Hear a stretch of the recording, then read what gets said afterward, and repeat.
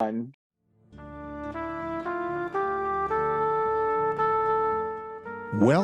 to Our Hope, a production of Chosen People Ministries.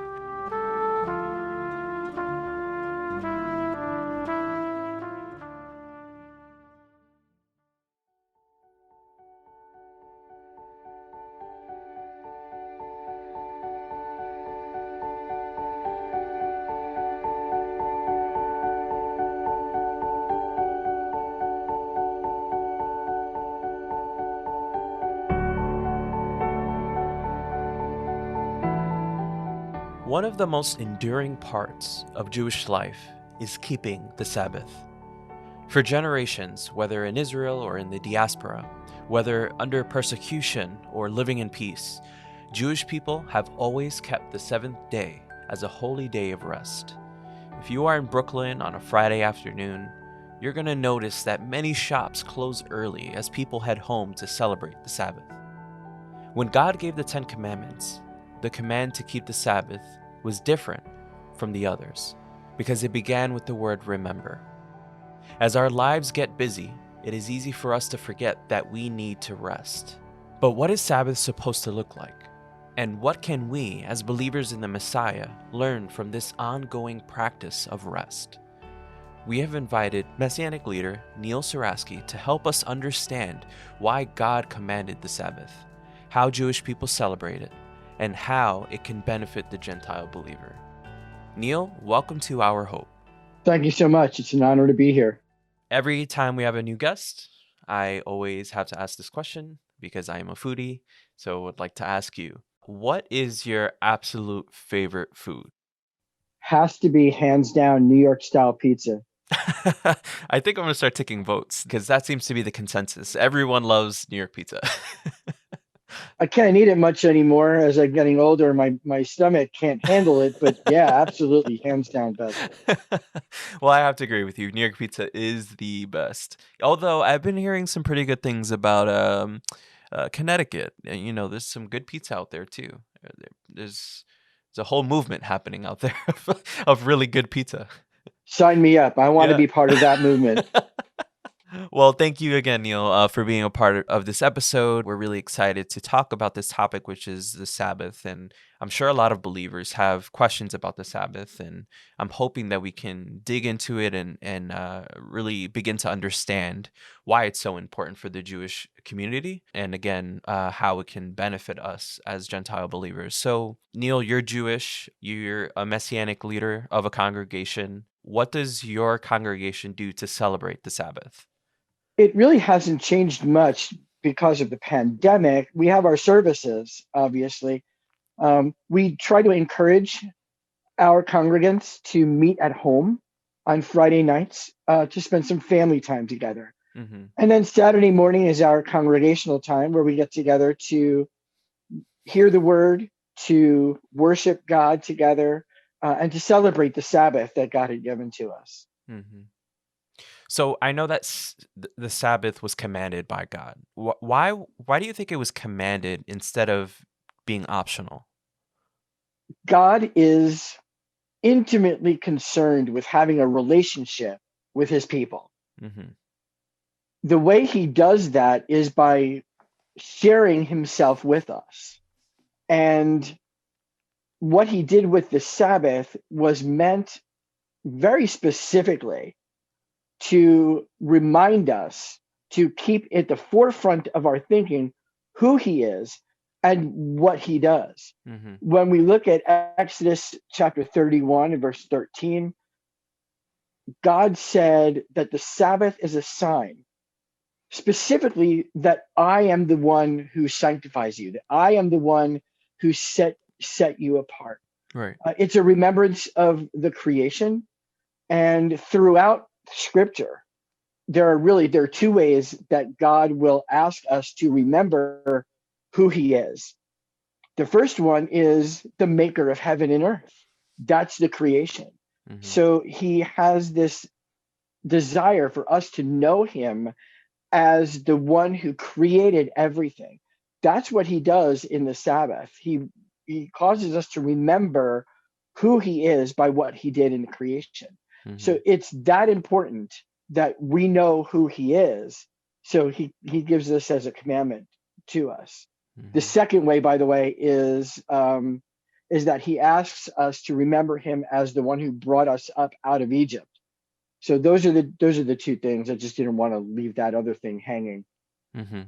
Yeah. So there's one interesting thing about the Sabbath. In Numbers 15:32 through 36, we read about someone who was gathering wood on the Sabbath and was put to death.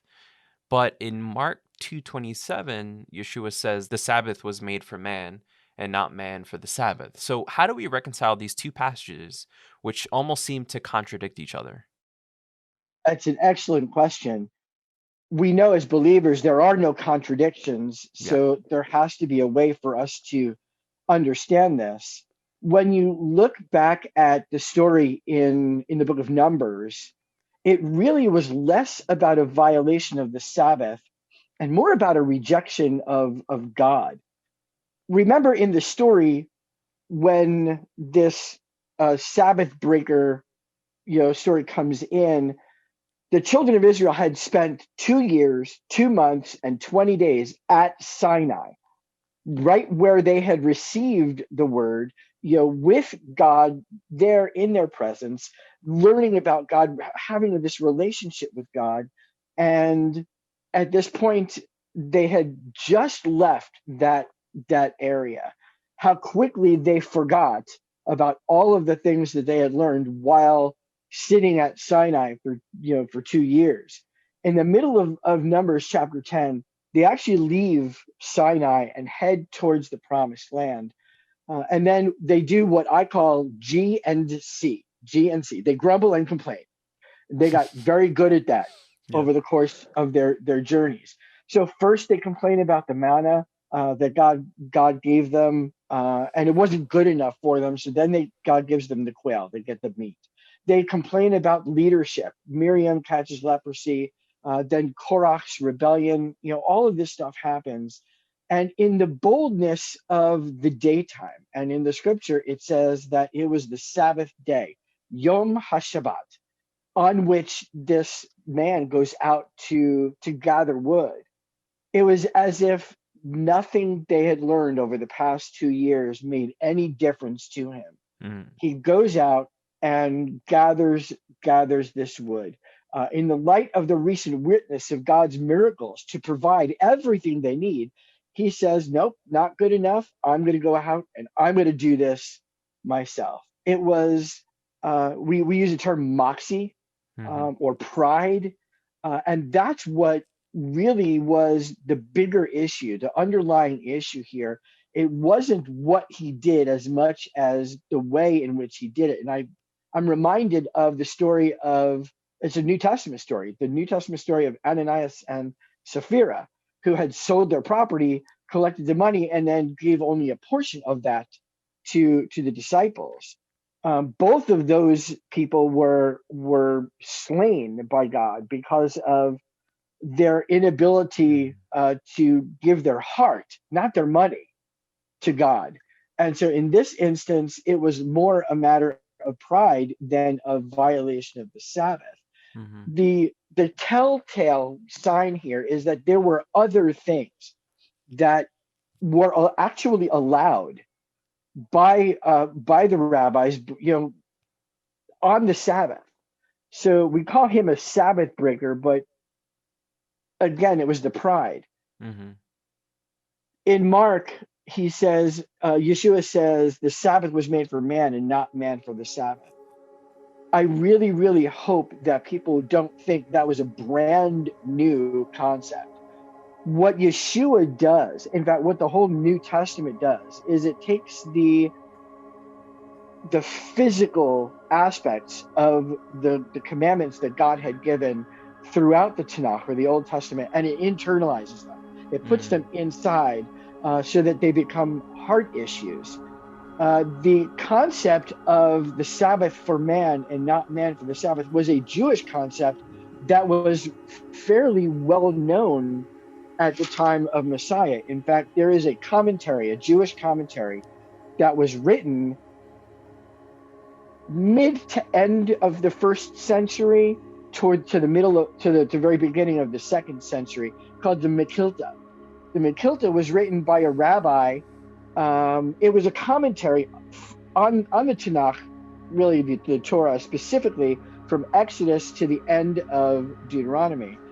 And in this in this this in this writing, they're discussing what can be allowed on the Sabbath, what shouldn't be allowed on the Sabbath, Mm-hmm. and they're discussing the fact that saving life or preserving life is more important. It takes precedence over the Sabbath. And the passage that they use um, is actually from Exodus. It's Exodus chapter 22 in verse 2. And it talks about a thief breaking into your house.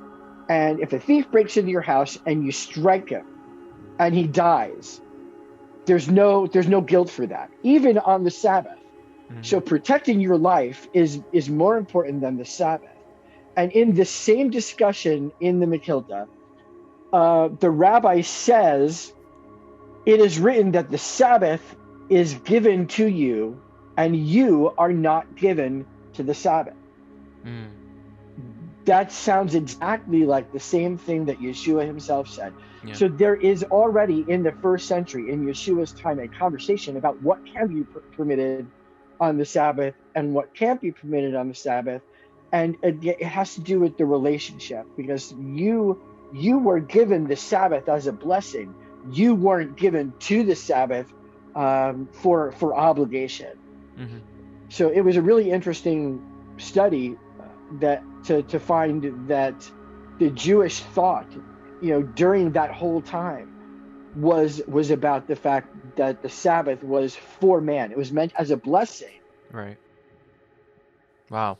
So in Hebrews 4:9, it says, "So there remains a Sabbath rest for the people of God." How does that relate to the Sabbath God commanded at Mount Sinai? Once again, I'll make the comment that the New Testament brings everything that was physical in the Tanakh and internalizes it. And this is a really great example of that, to be honest. There are actually two ways you can look at the passage from Hebrews. Chapter 4 really is a discussion about a rest. And the author of Hebrews starts talking about a rest that some people had not achieved. He mentions disobedience, but he's referring to a rejection of the gospel, as we see in verse 2. The Sabbath that was commanded at Sinai was meant, again, as a reminder of the creation. God said he worked for 6 days and then rested on the seventh. So all of the work, all of the labor stopped on the seventh day. That's physical. Today, even in the Jewish communities, it really is meant as a physical cessation of work.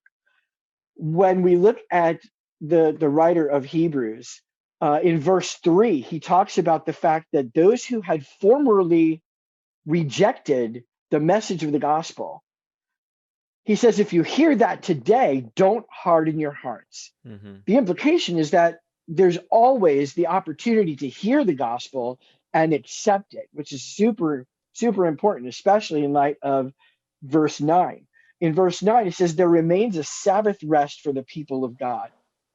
The people of God may very well have referred to, for the writer of Hebrews, the Jewish people, the people of God, who had previously rejected the gospel message, but have it always available to them. As soon as you hear it, don't harden your hearts, he says. There remains this rest. Now, the rest, again, is the cessation of works, which is how we can see it as believers. The rest that the people of God have, if we look at the people of God as those who have accepted Messiah already, there is a rest from works, and that's works sort of to salvation. Mm-hmm. In chapter 4, again, in verses 10 and 11, he discusses this whole idea of the cessation of work, which is really the heart and soul of the Sabbath. It's the cessation of work, the rest. There's no longer anything as a believer that is required except for faith to have a relationship with God. Keeping in mind the Sabbath was always meant as this sign of a relationship, a sign that God has entered into this covenant with his people. For those who have trusted in Messiah, our works have ceased in order to bring us to the Lord. It's now simply by faith. Mm-hmm. For those who have not yet put their trust in Messiah, their works continue. Their relationship with God is based on this obedience, this set of requirements, which the Sabbath was actually a part of. But they haven't entered yet this rest that is promised through Messiah, to be able to stop from those works and just rest in the work, the finished work that Messiah had done. In the same way that God says, you will rest on the Sabbath because I have rested from my work. We can rest in the Sabbath that Messiah provides because of the work that he had finished. And that's really what I think that the writer of Hebrews is trying to get to. I love that connection. And just to go back to the Sabbath, the actual physical honoring celebration of the Sabbath, what do the Jewish people do on the Sabbath? Can you break down a typical from sundown through the whole day? What happens during the Sabbath? Another great question. It's not really one that's easily answered. Asking what do Jewish people do on the Sabbath would be like me asking, well, what do Italians order when they go to an Italian restaurant? It really Yeah. depends on the person, on where they are. But in general, for those who do honor the Sabbath, typically Friday night is it's Erev Shabbat, or the evening of the Sabbath, and it's meant as a family time. It's a time where you begin on Friday evening, with a short Kabbalat Shabbat service where there's the lighting of the candles, the blessing of a loaf of special bread called challah, and a glass of wine. There are blessings that the father of the home will recite over his wife and over his children, um, and then over his whole household. And then they'll share in a Sabbath meal that had been prepared, over the course of the day. That's an Erev Shabbat celebration. Again, mostly at the homes. The more Orthodox people will end up going to synagogue and having a service at their synagogue. There are some who will actually spend all night and then all day the following day at the synagogue. Hmm. But those really are the more ultra Orthodox. Typically, the conservative, the Reform, and especially the secular don't take it to that level. Hmm. Saturday morning is a little bit more ritualistic, even for those who aren't ultra Orthodox. It will typically involve some sort of service at the synagogue or shul, and the rest of the day is spent in a Torah study generally, and then a Sabbath rest. Typically in the afternoons, a Sabbath nap is not out of the question, um, except if you're a congregational leader, in which case you've got all kinds of other things you have to do.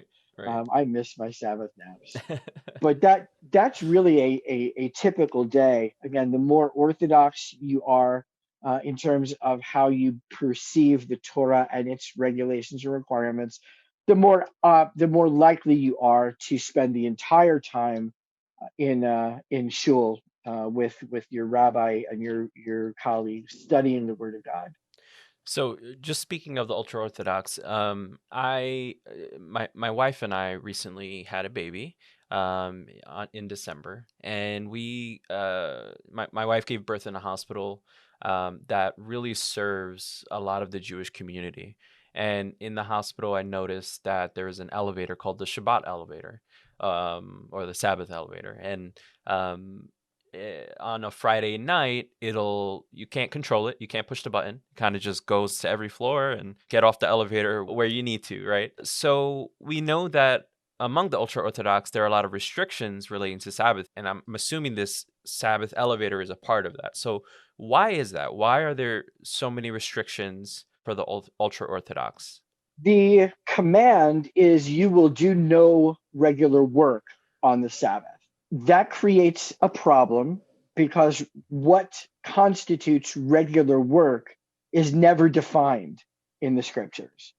In an effort to map out what you can and cannot do on the Sabbath, the rabbis got together and discussed it and came up with 39 categories that constitute regular work that would be prohibited on the Sabbath.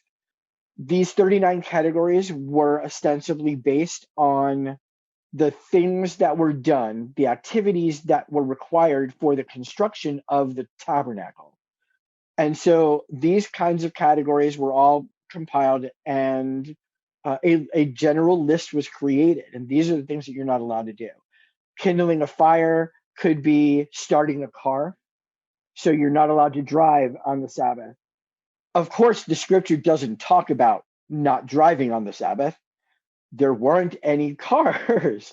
So the Torah has always been seen as a living document. And so these types of categories have been modified over the years, over the centuries. And turning on lights is one of those things. Pushing buttons, pushing things, anything would be something that would not be allowed.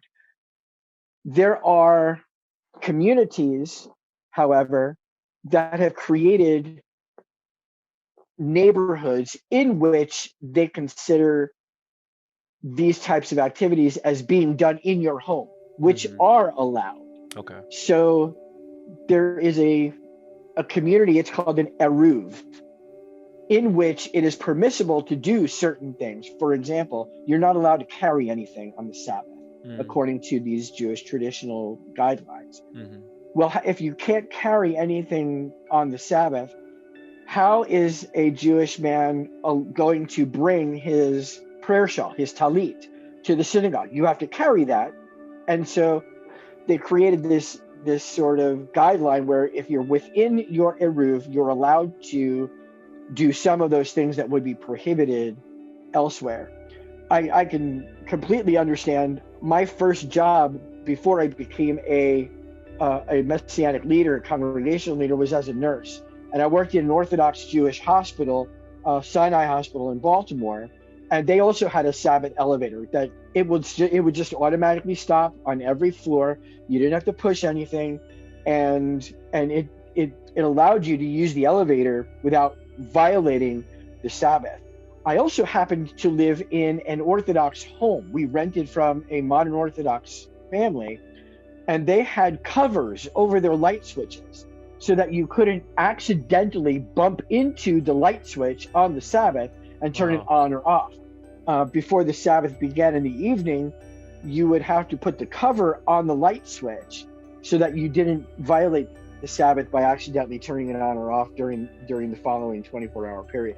Wow. Very interesting, but that's why. It really is what the Orthodox call a fence around the law. There is a law that says don't violate the Sabbath, don't work on the Sabbath. Because there isn't any further clarification, they want to just make absolutely sure that they're not going to do something in violation of that command. So they have gone to exceptional lengths to prevent them from breaking those commandments.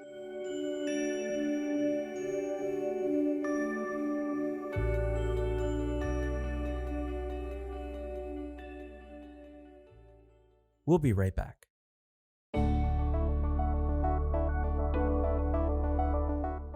Shalom, my name is Nicole Vaca, and I'm one of the co-producers of Our Hope podcast.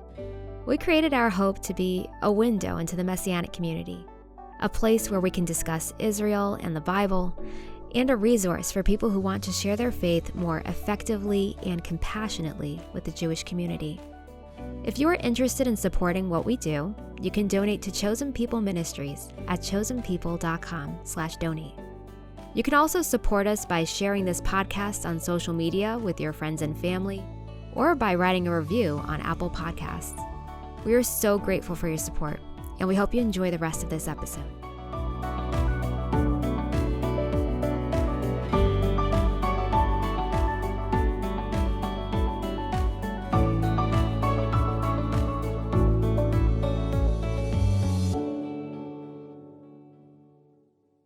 So you talked about how different Jewish communities honor the Sabbath differently. We just talked about the ultra Orthodox. So let's kind of go to the Messianic Jewish community. I'm curious, how do Messianic Jews observe the Sabbath? And um, I would assume that it's not like as extreme as the ultra Orthodox, putting covers over light switches and things like that. Um, but is this another scenario where it really depends on the person, that kind of thing? How do Messianic Jewish people interpret the Sabbath or observe it? I think you're absolutely right. It to some degree does depend on the kind of messianic congregation that you're referring to.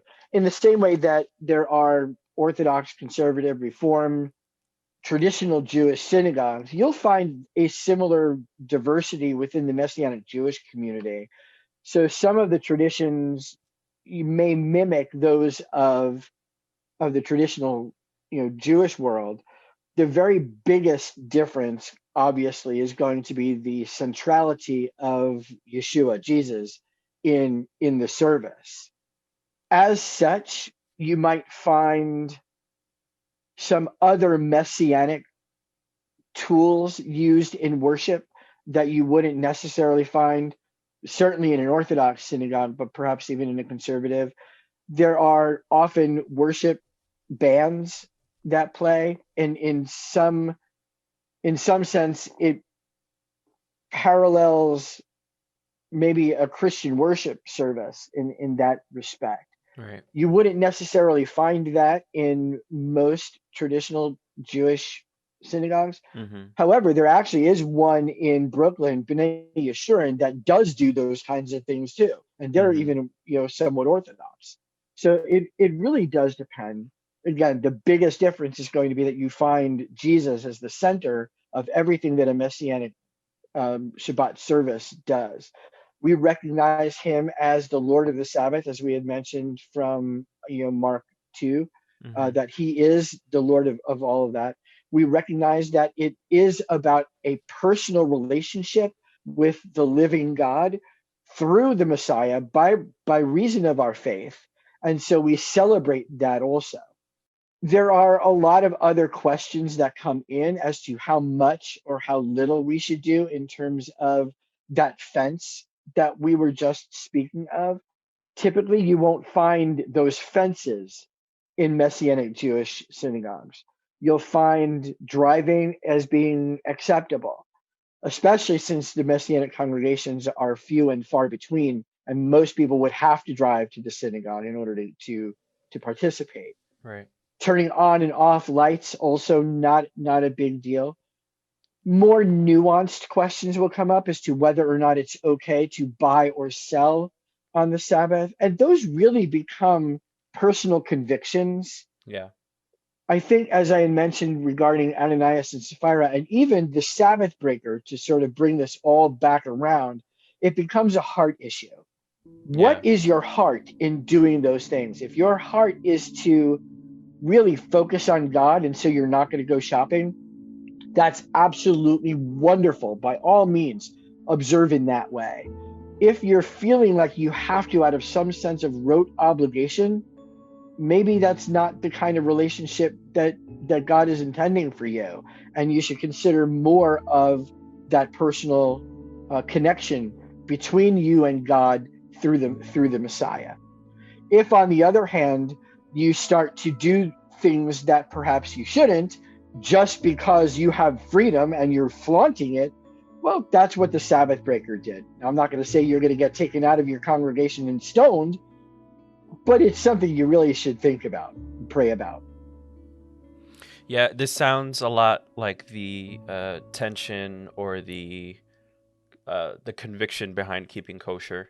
And so there's a lot of parallels there. I think the point goes back to what you just said from that Numbers passage of, you know, first of all, just showing respect for God and how your heart is coming into these things. I know there are a lot of believers who are understanding Messianic Judaism or learning about Messianic Judaism, and they immediately want to jump into those things of keeping kosher or observing the Sabbath and things like that. But I think you're spot on. It's all about your heart when you're approaching these things and considering them. So either way is fine. I think, if you keep kosher, like, that's awesome. If you don't, listen, that you're not gonna be smitten. But I think the point is that we just need to honor God in everything that we do. I agree. In talking about Gentile believers in all of this, what can Gentile believers in Jesus learn about the Sabbath from their Jewish friends, both Messianic and traditional? I could probably summarize that in one sentence.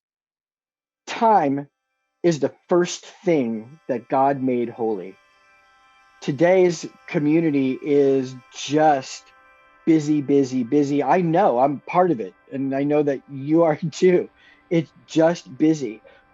But when you look at Genesis 2, verse 3, we see that God set the Sabbath day apart and sanctified it. The Hebrew word there is kadosh, or so it could be translated as made it holy. And that is the very first time, definitely not the last, but that's the very first time that we see the word kadosh used. It's the very first thing that God sanctified or made special for him. So by looking at and observing how the Jewish community, Messianic or otherwise, how we set the time apart, is a great lesson for Gentile, believers to honor and make that time just different from all the rest of the time that you're spending. Recently, I had a conversation with my wife about time and about the Sabbath time. And I had to think to myself, based on the question that she had asked me, what is it that I'm not willing to do? What is it that I'm willing to put aside on the Sabbath? And it's not a matter of what it is that you're doing or the things that you have or the places that you're going. It's really about the time that you're spending and how you're focusing that time. And that, I think, is one of the greatest things that we can pass on regarding the Sabbath. God is sovereign over time. He does set other things apart, but the first thing he did was to set apart this time so that we could have that relationship with him. So as we wait for Yeshua's return, what should Sabbath look like? Hopeful anticipation. Amen. We should be resting on the Sabbath. We shouldn't be striving for anything other than the relationship that God had always intended us to have with him. We should be focused on Messiah and his return, not because there's anything we have to do, but because he is our groom and he is returning for his bride. We should be protecting his reputation until he comes, which is what a good bride does during the time of the betrothal. And again, we should be always ready for his return. That's going to be a wonderful time when we can all enter into this eternal rest. They call it the Shabbat Minucha, in which none of us will have to work or strive for that relationship anymore, because our God will be with us, which is what Emmanuel means. Mm-hmm. And that, of course, is our Messiah, Yeshua.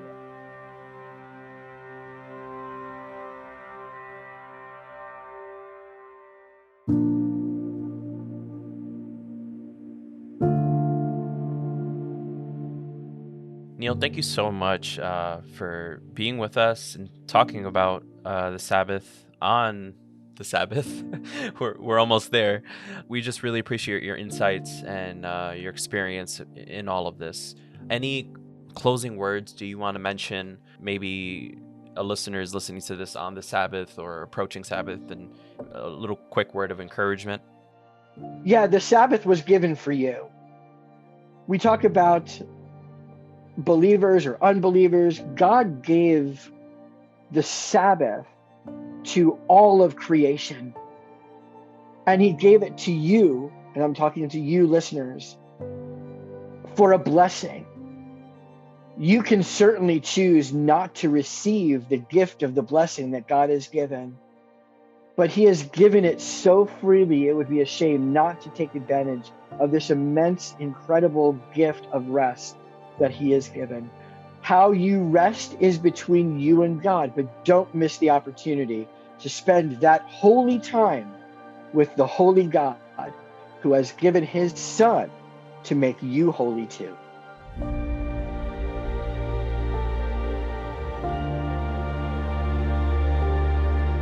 When Yeshua returns, there will be true eternal rest for all who believe in him.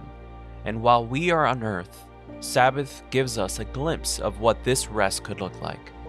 Remember, Sabbath was made for us. It gives us a day to rest from our work, reconnect with God, and spend time with our loved ones. If you would like to check out a Messianic Sabbath service, you can watch the service livestream or visit one of our affiliated Messianic congregations. Find one near you at chosenpeople.com/Messianic congregations. Thank you for listening to this week's episode of Our Hope. This episode was brought to you by Dr. Mitch Glazer, Neal Surasky, Nicole Vaca, Grace Sui, and Kyron Bautista. Until next time.